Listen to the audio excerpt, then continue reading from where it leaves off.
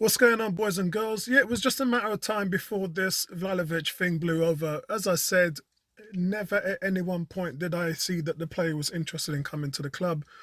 As the weeks and days went on, it was pretty much it, to the point where 24 hours before the Juventus deal was announced, I had said, let's be done with it. And that's it, and let's move on. Lo and behold, the deal was done. So he was never really interested in us, and it was sort of like a Benzema thing all over again, where, like I said, he liked the attention, and really he was just using that to try and get Juventus to punch through the deal. So, and we don't know where the money's coming from, but I know how Arsenal's accounts work, and I know in terms of the format that has been pushed through, so everything's done on the back end. So it's possible that that's what Juventus are doing themselves, and all it does, guys, is it pushes football into a state of where Formula One is, where almost every team on the grid is losing money. And what I can see moving forward is, if this doesn't change, if there's no sort of guidelines among buying players, then teams are going to continue to get themselves into debt just to compete. And that's a cycle that we don't want to get into anymore as a sport as a whole, because that's not healthy for anybody. And you won't feel the effects of something like this until another 2 or 3 years down the road, because that's where things like football deals, sponsorships, and things like that, if that doesn't come to fruition, then you're in trouble. Because take Arsenal, for instance. 42 million lost 2 years ago. Last year, 41 million. So it's 83 million in the last 2 years of losses. This is after a record-breaking string of profits year on year. Two losses back to back. There's going to be losses again this year. So when you look at those things, TV revenues have been pretty much on a stream. Last year was rebated because of the TV deals and how much appearances and games that had to be shown live on television, which was supposed to be in the stadium. So all that happened, which means teams had to give back 38% of the earnings. That hurt a lot of teams. And then you have to look at sponsorship. So the new Sky, BT, Amazon deal has not increased. It's the first time in history a football TV deal has never been improved upon. And that's scary, because that means that you've got stagnation in terms of football earners for clubs. Player wages are getting higher and higher, not getting lower. In Arsenal's case, they've done a great job of releasing 21 players. They've got their wage bill down from 282 million to around 240 million. So well done, Arsenal. Great stuff, great work. And I perceive a situation where the wage will be somewhere around 220, 230 this summer, because of, again, 60 departures, but more players are going to be coming in. The difference is, for the money you're paying a Klasnach, 100,000 a week, you can be bringing in a Sambi and a Tavares, which equates to around 70 grand a week. The veterans on high salaries out. Again, Lacazette is 180 grand a week as well. So you can imagine you could literally replace Lacazette with 4 players of Sambi and Tavares sort of quality in terms of building a squad forward. But you guys get my meaning. You see the numbers start to sort of pan its way out. So I predict that Arsenal will have a salary of around probably 230, hopefully less. But what this means is that you have to continue to build the forte of the players that you're bringing in now. Up comes Alexander Isak, and Real Sociedad is saying that there's been no contact with them. And it's quite clear, because none of us have heard that there's any contact. I haven't heard of any bids gone forward. We do know there's a 60 million release clause. But the last time we had a release clause with a player, which is Thomas Partey, we sort of overpaid for it. Now, that's kind of what a release clause is. A release clause is just kind of a backing that the team gets what they feel would be market value. In the NFL, if you franchise tag a player, so if you don't come to an agreement with a contract, then you tag that player, which means the player is not allowed to go anywhere. A team is forced to play that player the top 5 earnings of what players make in that position. So in the long run, you're losing out, because if you settle among a fee, then you can move forward with it and the fee can scale along with a signing bonus. But if you don't, then you're forced to having to pay that player the top 5 averages. If you do it 1 year, fine. If you do it another year because you failed to make an agreement, then the player is still making top 5 money. So when it keeps on scaling and there's no commitment, you're at a loss, because a player's still not committed to you, which in the case was the case with Vlahovic. He never committed to them. He turned down contract offers, ended up going for prize money. So in the end, it worked out. But with Alexander and Thomas Partey, what you've done is you've overvalued a player on his potential.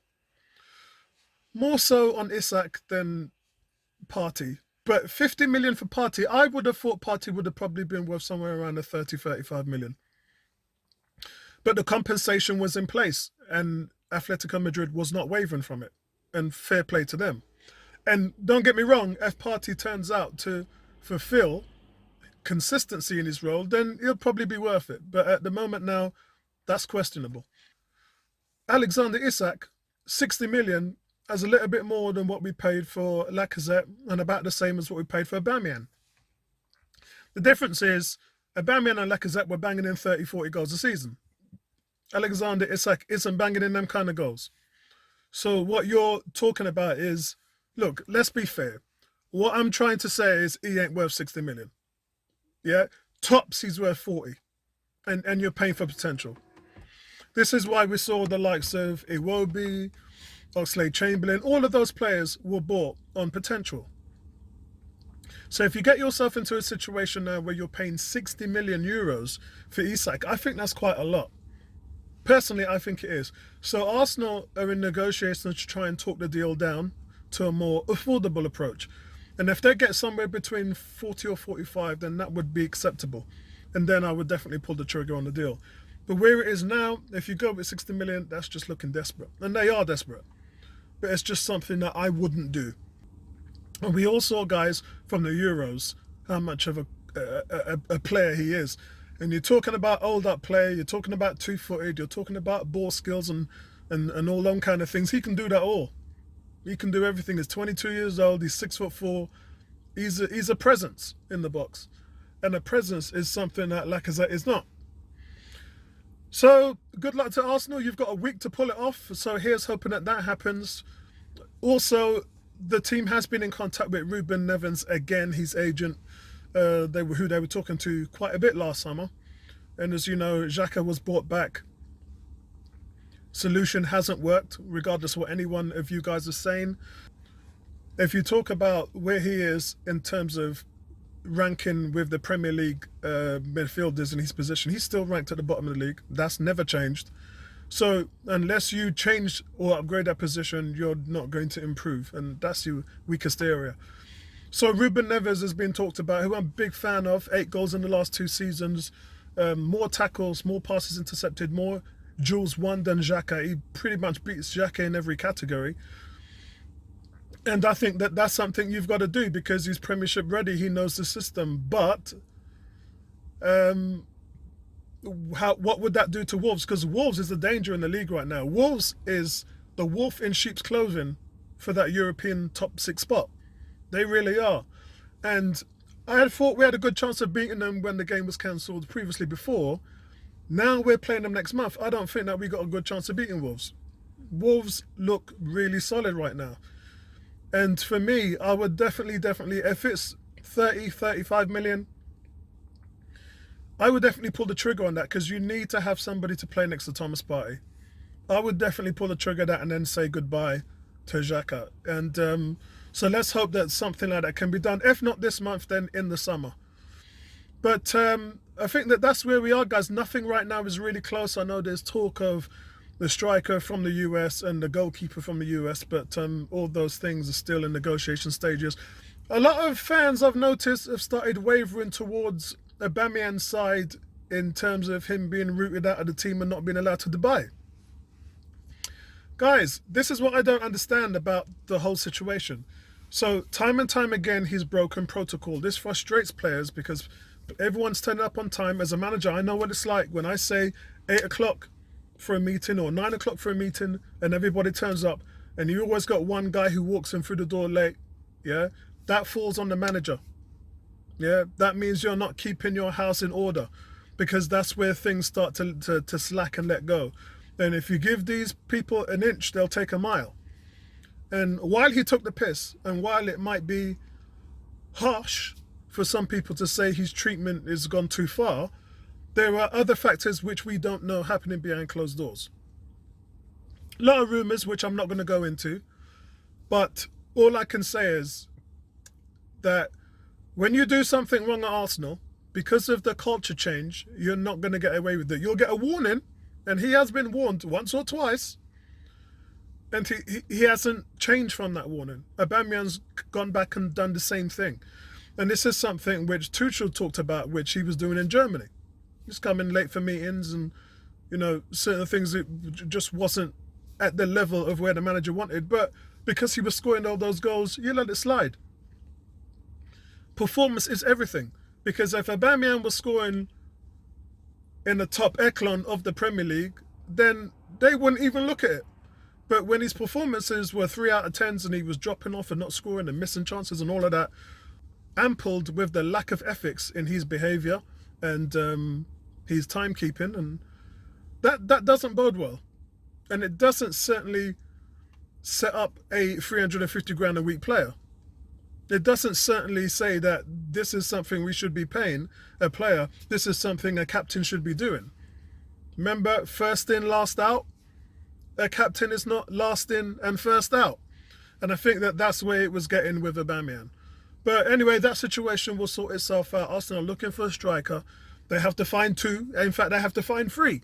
Because if you lose Nketiah, Lacazette and Aubameyang, that's 3 strikers you've got to replace. So regardless whether you bring in 1, I'd have to look at that money, that 40, 50, 60 million. I'd have to look at that budget as a whole and say to myself, I can't spend 60 million on a striker. I got to spend 30 million on 2 strikers. And then I would try to negotiate with Dominic Calvert-Lewin, because he ain't worth 50 million. Seriously, the most he's worth is 40 million. The most. And you got to look at it in terms of Iwobi and all them man there, yeah? Them man you were taking a punt on. You took a punt on them, 40 million. And it never worked out. You took a punt on Oxlade-Chamberlain, Liverpool. It never worked out. But that's what you got to do. And for me, I got to put Dominic Calvert-Lewin in that category. Yeah, it's not like, you know, he ain't scored 20 goals in the season or anything like that. So in order for you to invest in him, and he's not that young either, you know, he's at a good age of 24. So it's not like he's 19 or 20 or 21. It ain't like that. He's had a good 3-4 years at this level. So you kind of know what you're getting from him. So that's kind of what I'll do. I'll come in with a realistic approach, and if they turn it down, I wouldn't waste any time. But anyway, let me know what your thoughts are, guys. Just a quick update for you today, and then I'll speak to you guys on the next one. Peace out.